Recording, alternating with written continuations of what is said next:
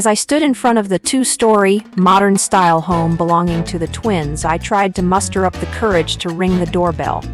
This was an entirely new experience for me, one that could potentially be the best thing to ever happen. Or the worst. Besides, I couldn't back out now. I had already texted them that I'd be coming. I should have rung the doorbell by now, but I hadn't. My hand wouldn't detach itself from my oversized tote bag that held everything I needed for the night. Looking down at my hedgehog-printed pajamas, I wonder if I should have shown up in normal clothes and then changed. Was I supposed to bring a sleeping bag? Or a gift for the hostess? Did you forget how to use a doorbell? I looked over to see a curvy girl with dark hair and eyes standing beside me. Mostly, I noticed the fact that she was in pajamas and carrying nothing but an overnight bag. I relaxed a little. The door opened up, revealing Kimber and Jem. They wore matching sleep shirts and knee-high socks with bunny slippers. Vivian, Loren. Jem squealed, grabbing me and the other girl, Vivian, by the hands and dragging us inside. Guys, our two final guests are here. Kimber shouted as she ran ahead of us. The living room looked like a cotton candy wonderland, with piles of pastel-colored pillows, blankets, and stuffed animals. There was a table full of different kinds of sweets and drinks. There were 3 other girls in the living room who Jem introduced to me as Chelsea, Riley, and Ava. Even though my eyes were focused on my white Converse, I could feel their eyes on me, wondering about the new girl. Who was she? Where did she come from? Here, let me take that, Jem said, taking my bag from me. My fingers were stiff from holding onto it so tight. Whew! Kimber squealed again. The song is on! She began pushing pillows out of the way to make room on the floor. The other girls, minus Vivian, who was occupied with her phone, joined Kimber. Come on, Vivian! Jem said, waving her over. I wish I could. But I really don't want to, she said, not looking up from her phone. Come on, Loren, Riley said, pulling me up from the couch. We'll teach you the steps. No, I'm fine with just watching. I protested, but they weren't letting that slide. For months after Mom announced the move, I planned out how I intended to live my life, and now I had the chance to put that plan into action. They weren't worried about where I came from or what my story was.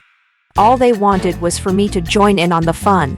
So, I did. I muddled my way through the choreography, and I felt myself starting to loosen up a bit. An hour into this party, and I laughed more than I had in 4 years. Mostly at Ava's horrible impersonations of celebrities. After dancing out our energy and sugar high, we all got ready for the movie. I sat on the couch with Vivian and Chelsea while Riley, Ava, and the twins got comfortable on the floor. Half an hour into the movie, our attention was ripped away from the dancing on screen by the doorbell. Someone was obnoxiously ringing it back to back. They're here! Vivian grinned, hopping up from the couch. The twins exchanged worried looks. Who? They asked, following Vivian to the door. Prepare yourself, Chelsea said to me. You're about to meet some of the idiots that make up Westbrook High's football team. No boys allowed, Kim and Jem shouted in unison. The excited talk of male voice became closer, as did the twins yelling at them to leave. You guys have to go. Jem ordered. This party is for girls only. Kim shouted as she smacked a red vine out of the hand of the boy wearing glasses and a Batman t-shirt. Where's the fun in that? Asked one of the other boys as he plopped down on the couch in between Chelsea and me. His muscled arm wrapping her shoulders, Chelsea scooted away, but the guy followed, uttering an apology for who knows what. Vivian seemed to be the only one enjoying the uninvited guest. She grabbed her bag, rummaging through it before pulling out a bottle of vodka. Now let's make this a real party, she exclaimed. Where are the cups? Asked a dark-haired boy. I noticed a rose tattoo on his inner right wrist as he took the bottle from her. He headed towards the kitchen, and Kim followed him, still trying to talk him into leaving. Why did you invite them? Jem snapped. Because I was bored. She shrugged. Rose Tattoo came back with a stack of plastic cups. Hey, let's go out by the pool! Without hesitation, Vivian and the boys went towards the back of the house. The other girls looked at each other before shrugging and following them out as well. The living room was empty, aside from the twins and me. Moms are going to kill us. They said before following everyone else to the back. Left alone on the ruined sleepover, I weighed my options. I could leave. It was doubtful that anyone would notice, or I could stick to my plan and have fun. Another option would be to stay here and finish the movie. You're not thinking of leaving, are you? I looked up to find Jem. She walked over, grabbing a few cans of soda from the coffee table.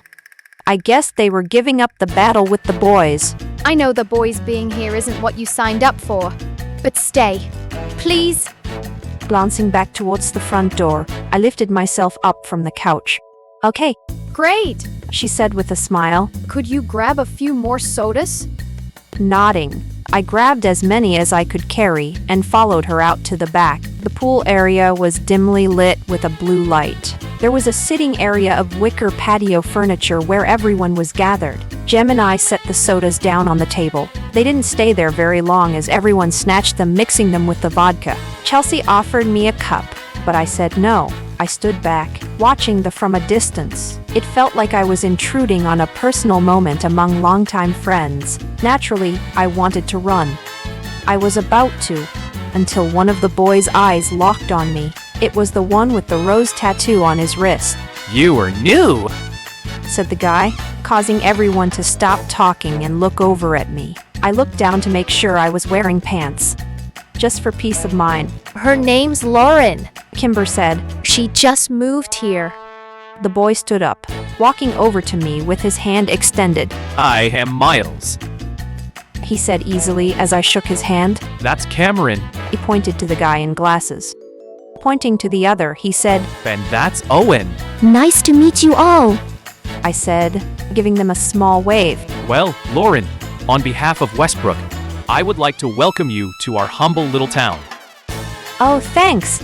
A part of me still wanted to run into the house and hide, but his eyes, green and mesmerizing, made me stay. He glanced back at the group and we looked at me again. He had a mischievous grin on his lips. In one quick movement, he lifted me from the ground bridal style. What are you doing?